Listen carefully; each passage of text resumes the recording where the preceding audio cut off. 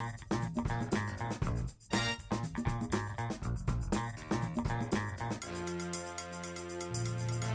we're going to go through conventional treatments first. We're going to talk about some medications. We're going to talk PT, physical therapy. We're going to talk about some injection therapies, surgery, and then total knee replacement, TKR, or joint replacements for the knee. First one is going to be meds. Now, I can probably ask this question right here. What medications are there that will fix the knee injury that you have? Meloxicam, Celebrex. Okay. Does it fix the injury? No. What does meloxicam do? It's an anti-inflammatory. Yes, absolutely. You're exactly right. It's an anti-inflammatory. So it can reduce the inflammation. However, if we have an inflammatory problem caused by, say, even just wearing the wrong shoes, we got tendonitis, are we really resolving the problem? Or are we just quieting down the symptoms? So now, medicate, and I don't mean to be too hard on medications because absolutely they can reduce symptoms, but in all cases there is a risk of side effects. And again, we're typically not really resolving a musculoskeletal condition with a medication. And then there is a cost. There is a cost. Now, a lot of times these are fairly reasonable or they're covered by insurance, but somebody's got to pay that insurance bill. Somebody pays for, all the medications that we have. And even after they're FDA approved, they still have a 20% chance of causing a serious reaction. Does anybody know what Darvocet is? This is my favorite example to go to because a lot of people have taken Darvocet in the past. Darvocet is a very, very weak opioid, which is designed for pain.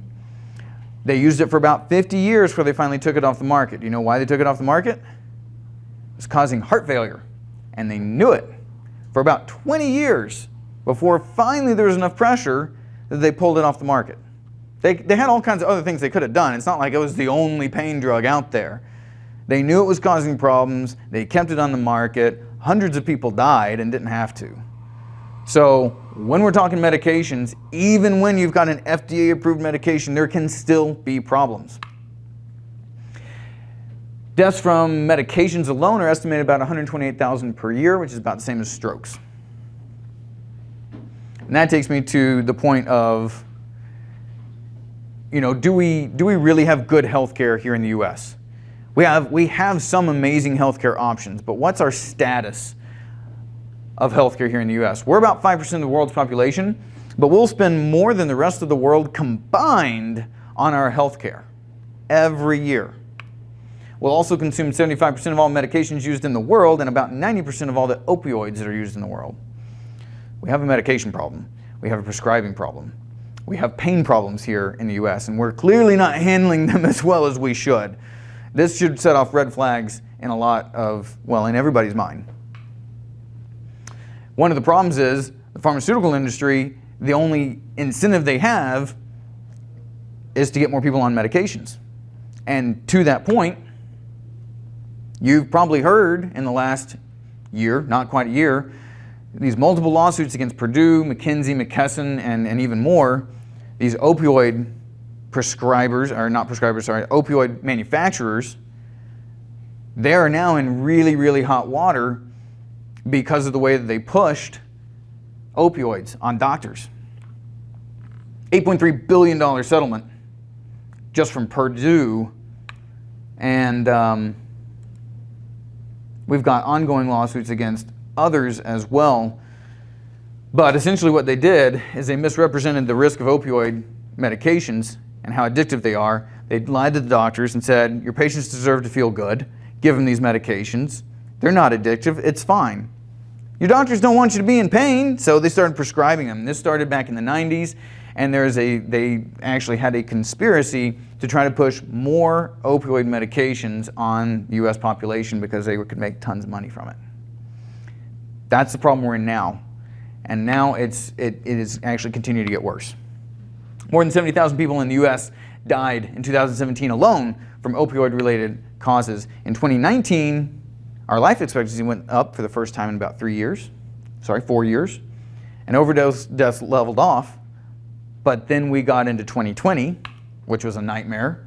And between August of 2019 and August of 2020, more than 80,000 people died from overdose or opioid-related causes. And that is the worst it's ever been, and it's greater per capita than every other country on the planet. That is more than died in the Vietnam War over 20 years. We're losing that every single year. So we have a pain prescription problem. To the point that opioids are now the leading cause of death for Americans under the age of 50. The most likely thing to kill someone under the age of 50 is an opioid problem. Yes, sir? Why under 50? So as you get over 50, you start to get into things like cardiovascular disease, cancer. So the only reason that under 50 is just because there's less things killing people under 50, and opioids are the main thing. And 80% of these cases start with a doctor's prescription opioid. They may go on from there to heroin if they can't afford to stay on those opioids, but a lot of it begins with a prescription. Okay, that's the end of my soapbox on that. I'm sorry, but we've got serious issues, and if we don't recognize them, then we can't change what we're doing, and we have to change what we're doing here in the U.S.